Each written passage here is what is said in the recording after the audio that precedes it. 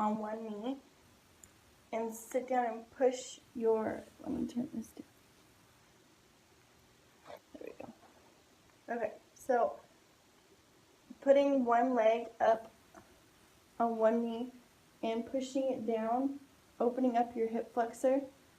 This really helps, especially with leg day. Like, I always make sure I do this and stretch like 30 seconds to 45 seconds on each side, and then switch.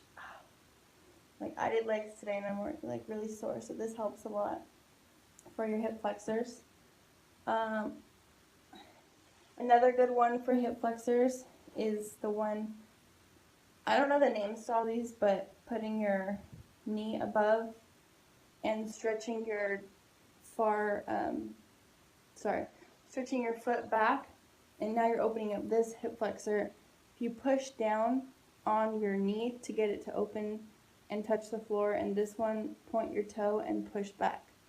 And hold all of these for like 30 to 45 seconds, which I'm not going to do right now because it's going to be a really long video. But this one's a really good one for your hip flexors.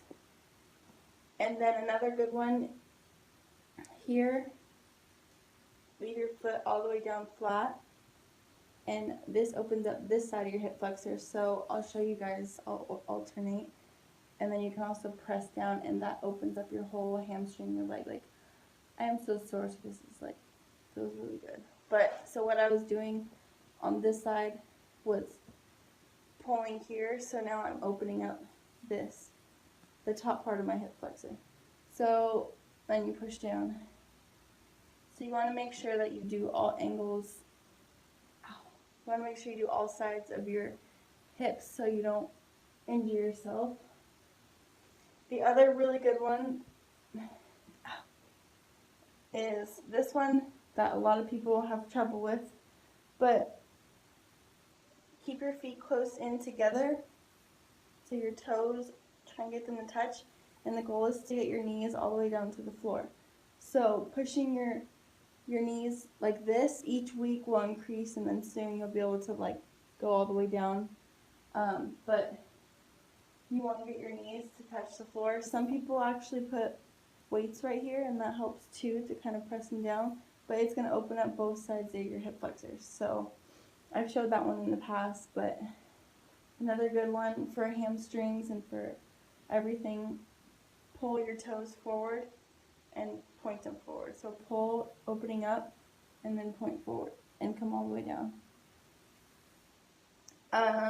Let's see, another common one. Ow, I'm so sore. Another common one to get you to be able to do the splits would be the one I was doing earlier. So here, stretching and coming down and slowly opening up your hips to be able to go all the way forward. And then I suggest facing the opposite way here and bringing one arm over and stretching as far as you can. Sorry, it's hard to talk and do this at the same time. And then vice versa, so you would switch sides. Oh!